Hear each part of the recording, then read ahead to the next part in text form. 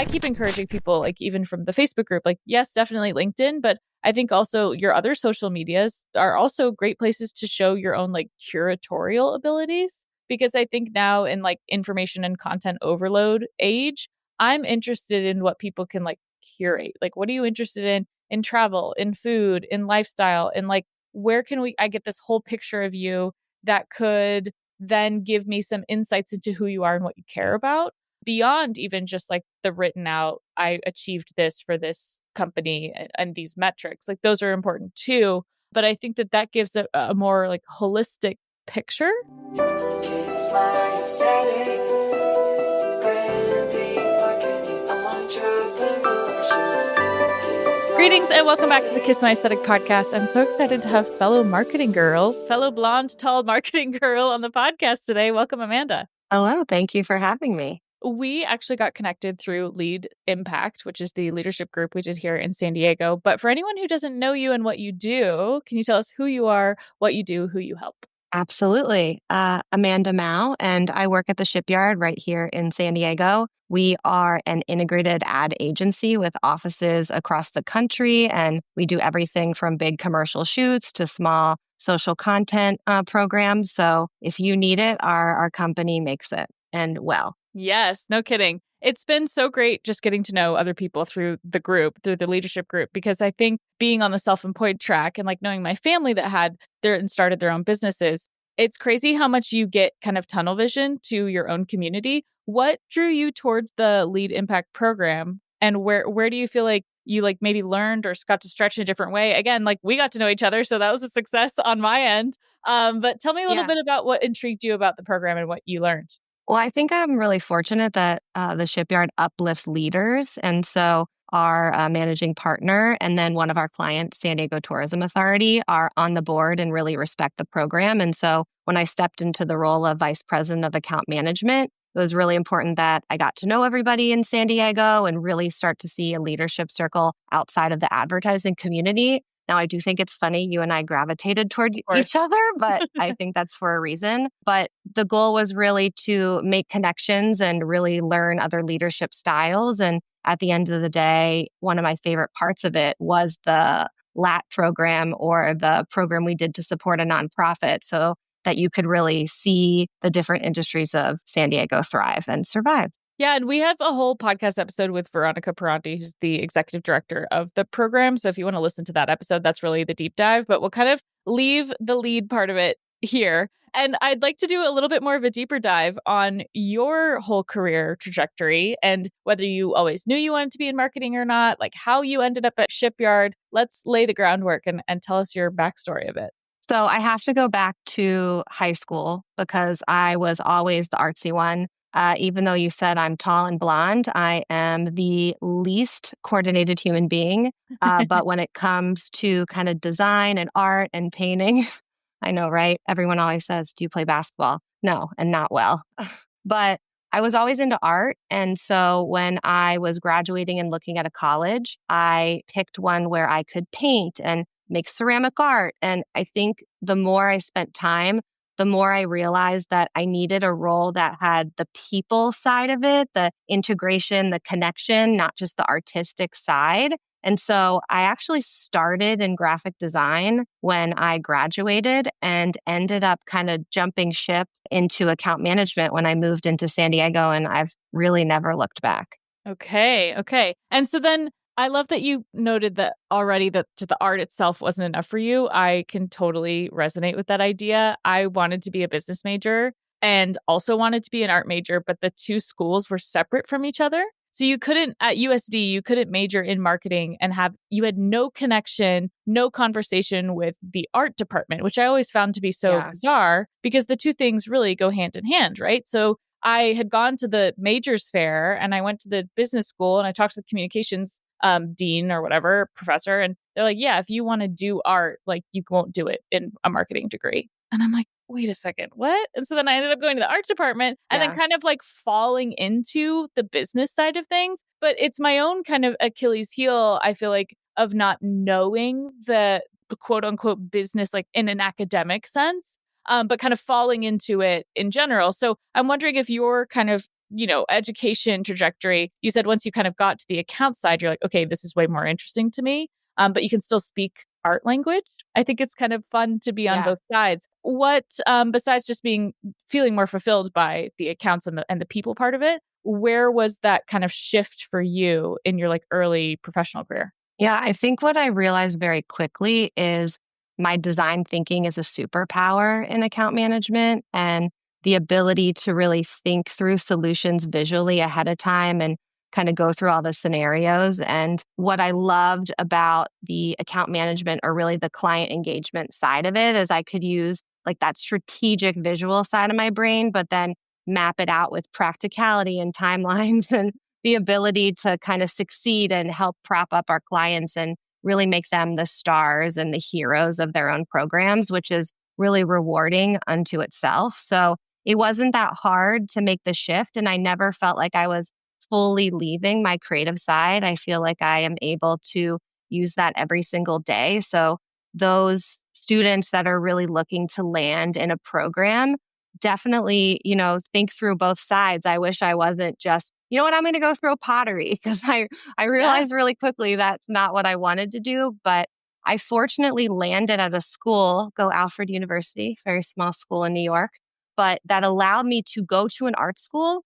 And then it also had a business school. So I ended up turning down schools like RISD and MICA they were only art programs, and they didn't have strong connections to a business school, because I thought at least I had the wherewithal when I was like 19 to think that I needed just a little bit more than that. And I'm really glad that I did that. Well, and it was one of the things as an art major that frustrated me the most about my department is they never taught us business skills. Like besides one class Yeah. requiring you senior year to make an online portfolio or have a portfolio period, like there was never, this is how you price your work. This is how you get exposure. This is how you market your work. So I saw so many students go through the art department, and I really loved my time at USD, not to be like a bash on USD at all. It's a fabulous school. But Yeah. I felt that by the time I graduated, I was like, I don't think that any of us learned how to like actually do this as a career. And it kind of continued to perpetuate this like almost starving artist stereotype of like, oh, if you're good enough, you'll get discovered. And then otherwise, you're just going to struggle at doing a job, or you're going to have to like sell out or sell your soul as a creative in order to like make a buck. And I think that that's just such a missed opportunity, because I think both you and I really love our jobs and feel really impactful and feel really useful on behalf of the clients of like getting their story told and getting their messaging out there and communicating that visually, especially now in like an omnipresent media landscape. Is that kind of making sense to you? Does that track?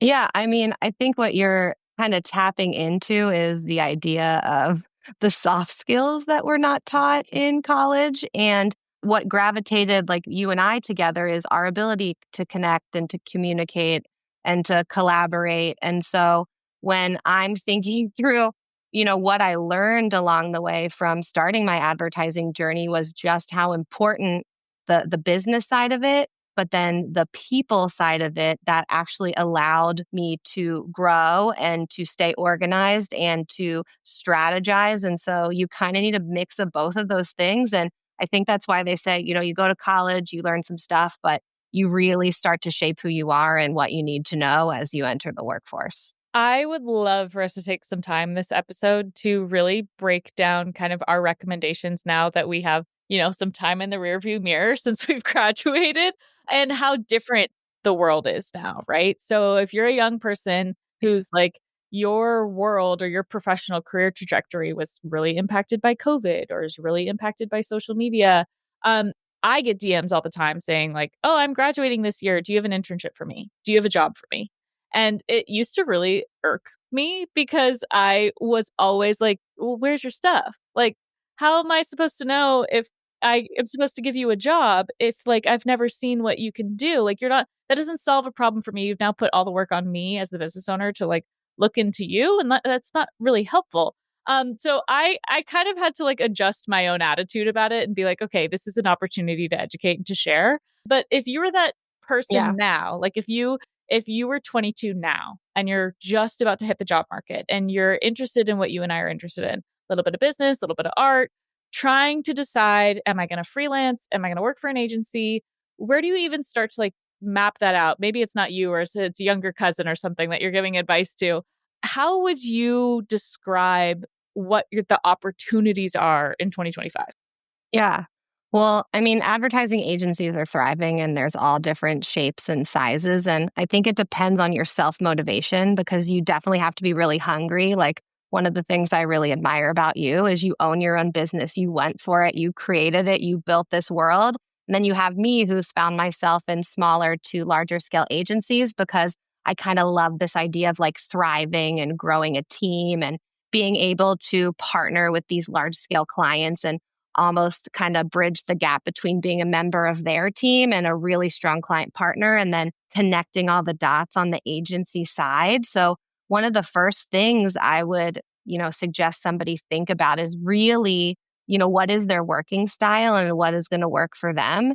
And that can also really help you determine the internships you ask for and the portfolios or the work that you create to really prop up your job opportunities. I can't disagree with you. I mean, when we bring in interns, we also want to see that they put a little like oomph into it. And what I would certainly suggest is just because you are in college doesn't mean you shouldn't have a LinkedIn with a clear story of who you are and what you believe in. Really think about or be intentional with the jobs that you take or the way you describe them. You could be a telecom communicator for your job, or you can be that customer experience who's solving problems and coming up with solutions. And it's just the way you phrase things and talk about what you are learning that I think can be really helpful and help like the yous and the me's of the world Yeah. spark onto you and really want to bring you in under the fold. Yeah, and there's just a difference between a cold pitch and a genuine, like warm pitch as well, right? So it's like I think the person that's coming through and it's just like, oh, you look like a cool company. I want to work for you, or I want to work with you, or even on the client side too. It's like the difference is also like how can you present to me something that is in my blind spot, or how can you present a solution to a problem that's something that we haven't thought about yet, right? And I keep encouraging people, like even from the Facebook group, like, yes, definitely LinkedIn, but I think also your other social medias are also great places to show your own like curatorial abilities. Because I think now in like information and content overload age, I'm interested in what people can like curate. Like, what are you interested in travel, in food, in lifestyle, in like, where can I get this whole picture of you that could then give me some insights into who you are and what you care about beyond even just like the written out, I achieved this for this company and these metrics. Like those are important too. But I think that gives a more like holistic picture. And I think a lot of people struggle. We have gone back and forth a few times about the difference between like technical skills and taste, and like someone who has skills and Yeah. someone who has really good taste. How do you describe this or Yeah. talk about it internally with your teams of deciding that? Because I feel like easier to talk about once you have some experience under your belt, but as a young person, it's very hard to figure out Yeah. what your skills are and what your taste level Well, is. I've always gotten in trouble because of my creative background with the creative team, right? I have to know where to toe the line. And I think after, working at least the Shipyard for 8 years, there's some level of respect when I have an opinion, but then also knowing where to hold back an opinion.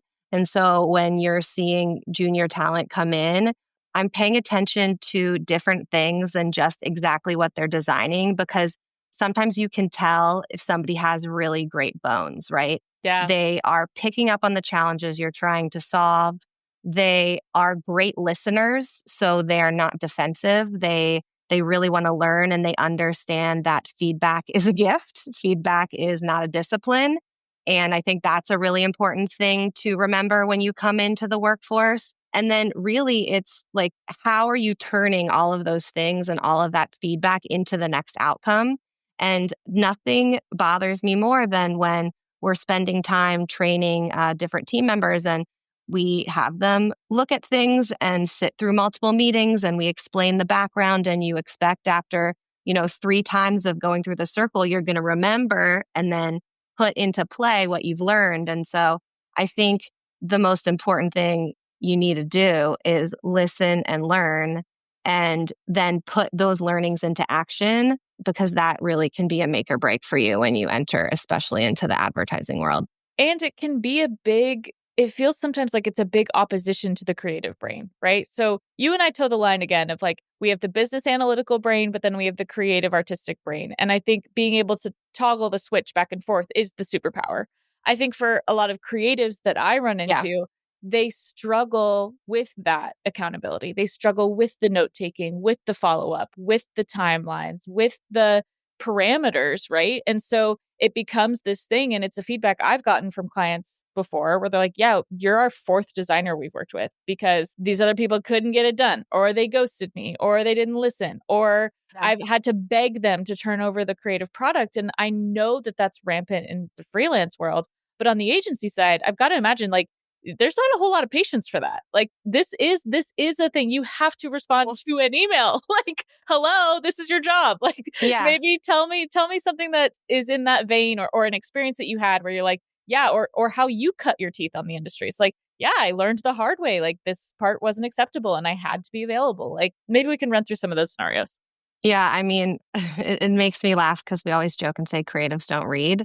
And again, this Yeah. is me from being a creative to working Yeah. in the account management world. But I think the best thing is to, take your own notes, have your own points of view from the creative side of the fence. And then maybe if you need help staying a little bit organized, but you have the vision and you have the teeth, sounds like you do want to come to an advertising agency where you have account managers and project Yeah. managers who are helping keep things on track, and you don't have to keep yourself on track. So it's like dig deep, like look inside. What do you need to feel and be successful? And the advertising agency kind of model is meant to really support one another through the different roles. It seems like you wear many hats Yeah. and I wear many hats because in account management, we have to be like dangerous. I like to say in every department, we know just enough. But if you're a creative entering into the advertising space, you really want to grow and learn from these incredible makers and then be supported by the entire advertising structure so that you can spend a lot of time perfecting your craft and taking Yeah. those notes and then seeing one day your big campaign in lights. Yeah, and to stick to your zone of genius too, right? It's kind of this yin yang, like a little bit of a balancing act of like, how can I stay what I'm good at, but still be able to deliver a high quality product, knowing that like I'm gonna have to do the things I don't want to do. And I find this because I have younger sisters, and I find this with a lot of young people these days is like there's a lot of like I'm trying to find a diplomatic way to say it, but like there's a lower tolerance for like wanting to just gain experience. And I think I of myself as a young person, like I was so, like you said, hungry for it and so like motivated that I was at every networking group. I was like joining all these things. Anyone that needed anything graphic design, I was like, I'll do it. I'll do it. I'll do it. Like I'll just charge you my hourly. I'll do it. I'll do it. I'll do it.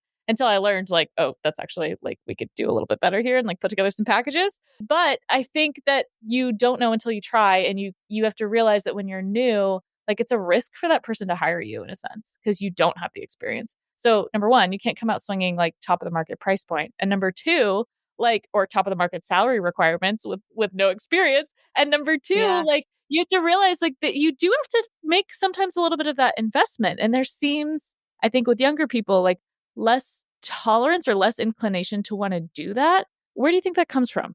I mean, I hate to continue to talk about the generational divide, but also I think we're at the cusp of where we didn't grow up with phones in our hands and we Yeah. weren't part of a creator economy. We were still, dancing to VHS songs and listening to our Walkmans. But not to overgeneralize, but I do think in a positive light, I mean, there's been so many more avenues for younger generation to express themselves and be creative and create a personal brand. I mean, I never really thought about what my brand is or who I should be until later in my life, right now in my career, where I'm stepping into a leadership role and I need to stand for something and I need to be a voice of our agency and a voice of my clients and a voice of important subject matter. And so I think the younger generations who are coming into the workforce have a head start on us in that. And then I think that's where you have to think between, right? Okay, I have my personal brand and now I'm coming on board and I'm working for a corporation. And you've got to kind of find the balance and subside and understand it's not always going to be about your personal brand, especially if you work in advertising. I mean, that's an industry where literally, oh, kill that idea is part of the regular vernacular. You Yeah. have to have tough skin. You have to understand it's not going to be perfect all the time. You might feel like you found the absolute perfect solution and a client doesn't want to hear it or see it. But, after you keep working and working at it, you are going to start to see successes. You're going to better understand brand strategy. And I think you can get over the hump and kind of join force in what the creative process really looks like when it's more integrated and it's not just you standing on your own. And I've noticed that a lot with even high school age students. Like I've been kind of guest speaking at Grossmont High School for the last 3 semesters and walking them through. During COVID, I created this like Kiss My Portfolio challenge. So it was basically a fake business with a fake creative brief, fake client, fake ideal client avatars, everything, and business plan essentially. And as if they were the client, this fictitious person. And then people were taking the challenge to design the branding as a way to add work to their portfolio that was in their style, right? Like it's a fake client. They're not going to push back on you and be like, I want it to be blue. Yeah. So you know what I mean? Like, so that was a non-starter. So what I did then is through Carolyn Youngman, who's a teacher at Grossmont High School, she reached out to me to have me talk. And I said, I raised you one better. Let's give these students the brand design challenges. And every time I've gone in, I've been floored by how naturally and quickly high school age students take to the idea of branding. Whereas I don't think it was as much of the conversation like even 10 years ago, 15 years ago, because they know brands. Like they know, like middle schoolers. Like I think of all the kids going into Sephora and looking for Drunk Elephant. Like they know brands in a way that, again, because it's always been exposed to them right here and it's always been so accessible, like right in their hand, which I think, again, is a superpower. And it gives you that opportunity, again, to like be able to fast track that, like knowing that branding was a career I don't think I knew 10, 15 years ago as like an option. As you've heard me say time and time again on this podcast, what worked in 2024 for social media management is not the same as what's going to cut it in 2025. Platforms are shifting, algorithms are chaotic, and keeping up feels like playing whack-a-mole in the wild, wild west. That's exactly why we made our 2025 social media webinar. This is the deck that we actually sent to our clients. It's 65 slides long.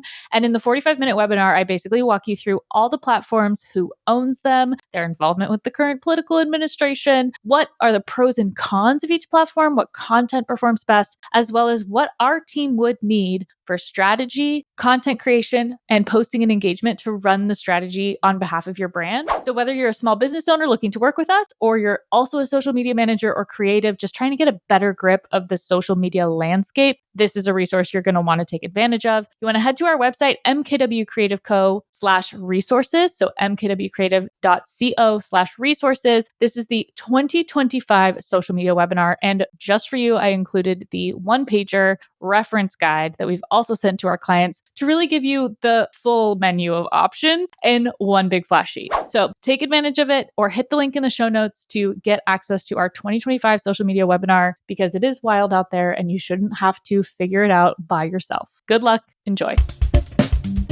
So to your point, like I think it's exciting. There's definitely some advantages to being of the younger generation. What are some of the other things that you admire, like Gen Z and even now going to be Gen Alpha after that for? Because there was a panel that you and I were in or listening to with a bunch of young people as part of the lead program, and we saw some people's like jaws on the floor, and we were like, well, yeah, guys, like this is the modern workforce. What ideas from that stuck out to you? Well, I mean, at the end of the day, the new generations are pushing us towards healthier work-life balance habits.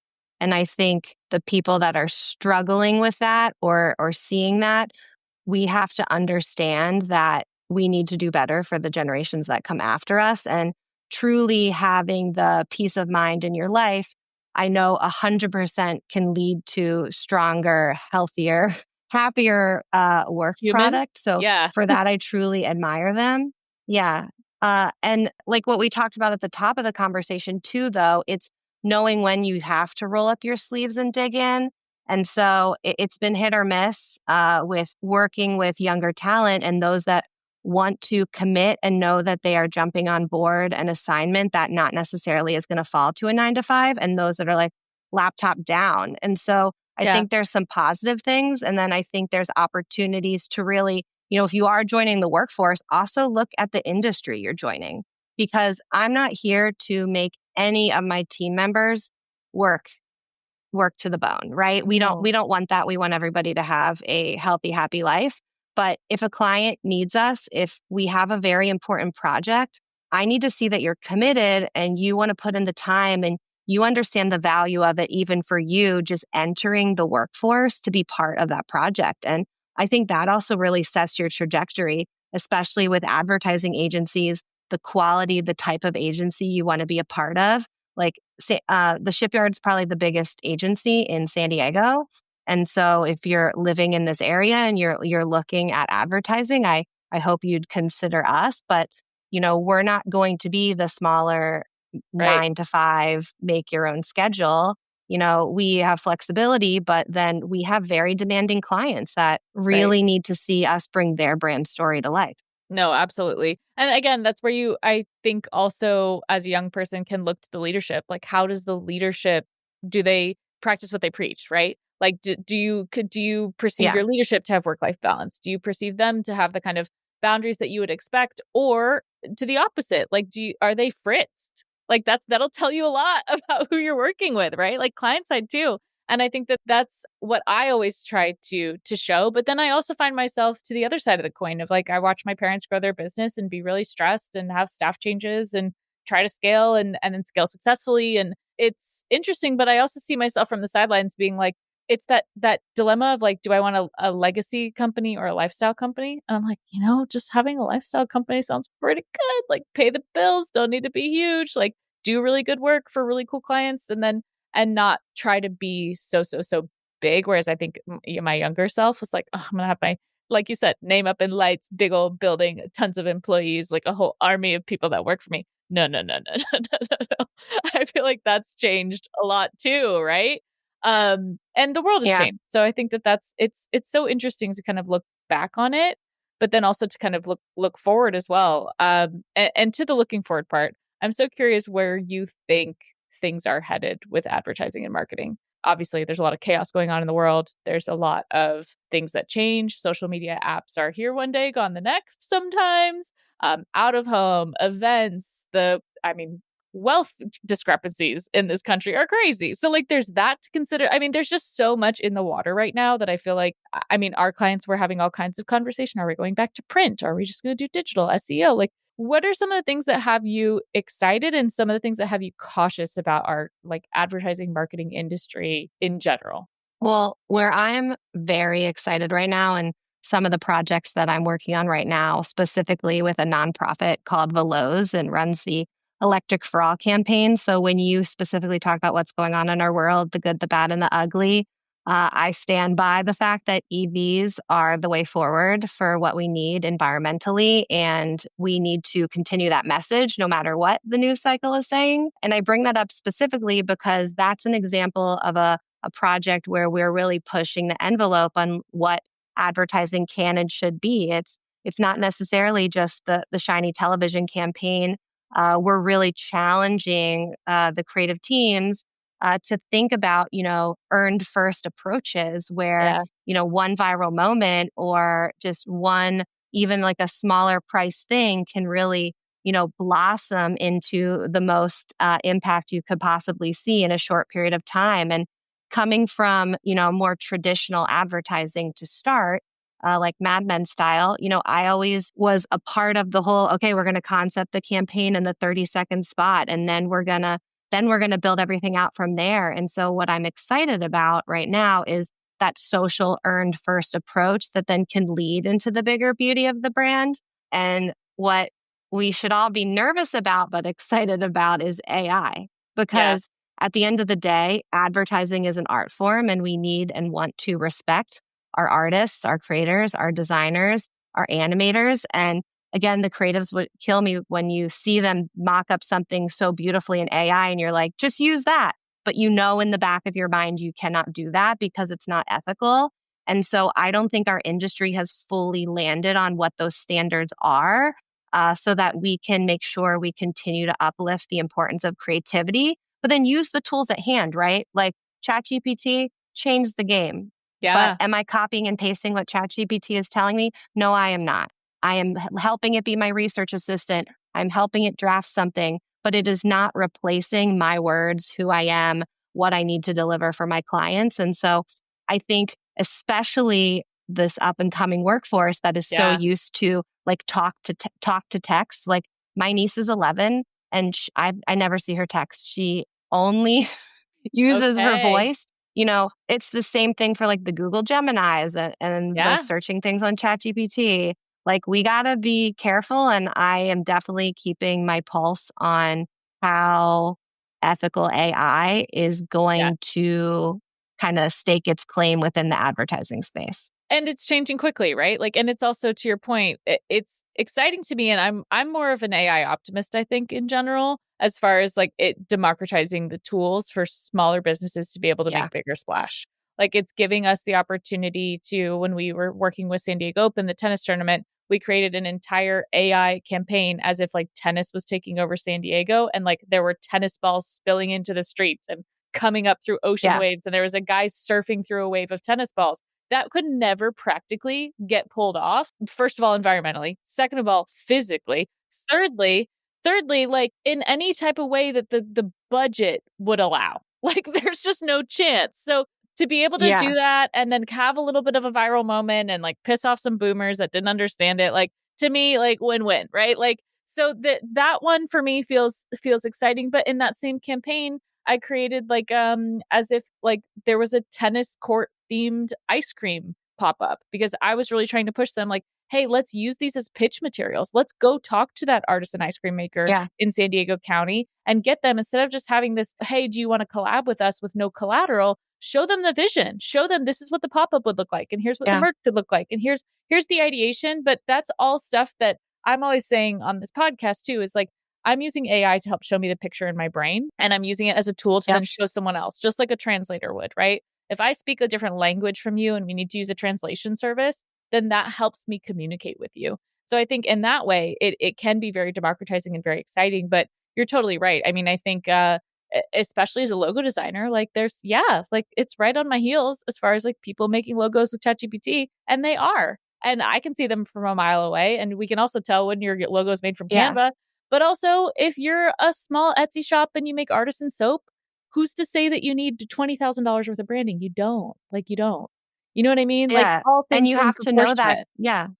Yeah, you have to know that going into it, you're going to get the quality that you reap. I mean, I have to say one Please. thing that makes me so sad about ChatGPT. Yes, I love an M dash. I do I too. have always used M dashes. And now that ChatGPT just loves an M dash, I have to rethink my world because in my mind, everybody's going to I think know. my work so it's so important and interesting. And I think those of us that are learning how to capitalize on the power of AI in the right way are Yeah. going to continue to thrive in this industry.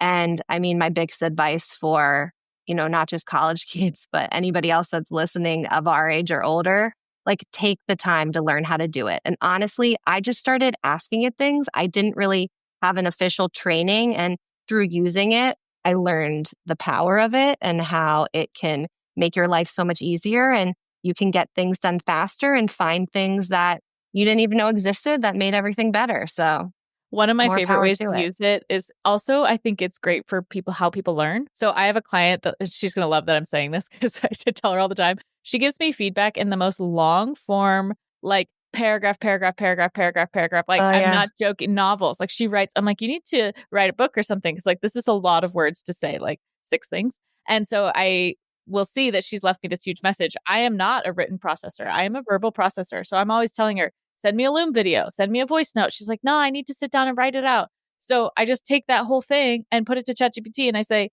summarize what they're looking for. Can you tell me what this client Yeah. actually is saying that they need? Like, and that's been huge because I love a bulleted list. I love a, hey, on this part, change da da da, on this change da da da. So it's for people's learning. I think it's a great advantage. But to your point before of like, learn Yeah. how the tool works, use it to the best of your ability.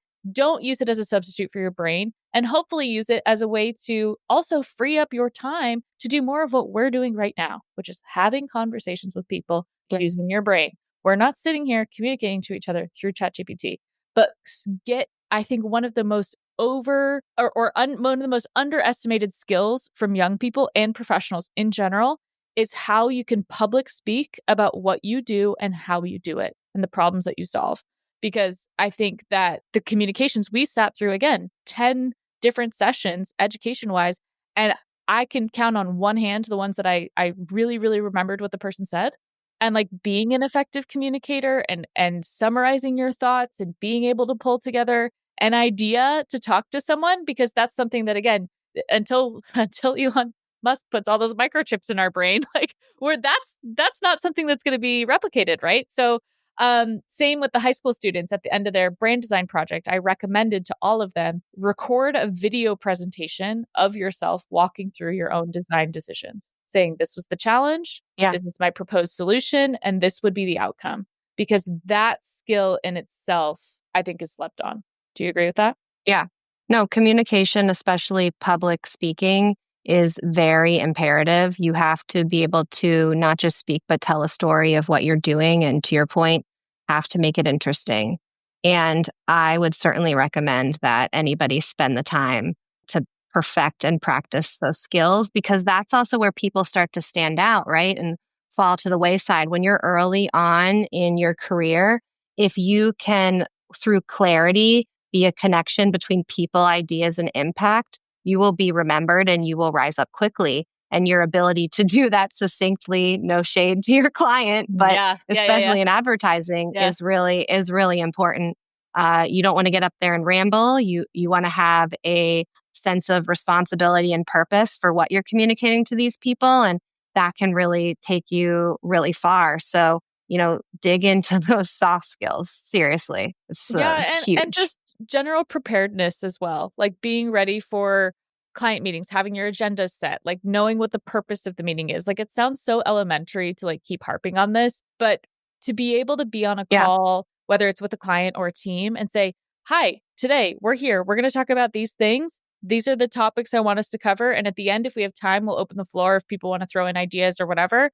But I have learned so much just from having Cody on my team. She's my business manager and she helps create all the agendas. Yeah. And when I know she's on the call and I start like spiraling down a creative idea, I'm like, I'm just going to hold this like a bubble in my mouth and like I'll say it later, but I want to get to Cody's agenda, because that's truly like the project management has improved so much on our team by having things prepared and having meetings structured and not wasting time on calls and not wasting time down rabbit holes where it's like, okay, yeah, it's a cool creative idea, but we have 47 things that we talked about last week that never got addressed, right? I think you're that. Like I think once we got put on the same group project, I was like, oh, she's got it. I was like, Amanda's on it. Well, like she's ready. Well, again, I being in account management, you're kind of trained to do that. And then being neurodivergent, it's like you pick up on what the thing the person's going to say. So I have to remember to like sit and be calm and take a breath and take it all in. But I also want efficiency. So we've got to keep things moving forward. And I got a shout out to my client, Sonia Harris of Sage Strategies, because she loves what she calls a POP meeting. The purpose, the outcome. It's the purpose of the meeting, then the outcomes you're looking to get out of the meeting, and then the process you're going to follow to get there. Ooh. So it holds everybody to task and it makes sure you understand who needs to be in the meeting. If any of my team members ever watch this, I will kick people out of meetings, not in a rude way, but I'll say, well, there's 3 PMs in here, or why are there 4 producers? And let's be more efficient. And we have to trust one another to get the work done. And so I love organization. And I think what you're really tapping into is kind of a full circle moment that we talked about, is the hard skill side of it, and then the soft skill side of it coming together. You can't just rely on one or the other. You really need both of them. Or like I said, like hire someone like a Cody, who's like my Virgo analytical proposals, contracts, invoices. She runs my whole life. She sets my calendar. She puts the time aside for me. She time blocks for me. Like that's incredible, because that really lets me, again, like if you only have so much room, so many mental calories you can spend in a day, is like, it's going to take me 8 times the amount of time to pull together an agenda that it will Cody. It will take 20 minutes, not even 10 minutes to be able to pull something together that's a recap. But she's basically your me. Exactly. So I think finding that, like, either work on both skills, because both skills are important, definitely. And especially as a young person, both skills are important, like young in your career or changing careers. But if you get to the point where you can find someone that's like the yin to your yang energy in that way, of that balances you and like can bring different skill sets to the table, it lets you stay in your zone of genius more, which is also just like an absolute blessing. Totally. So, and surrounding yourself with team members with skills So- that you don't have.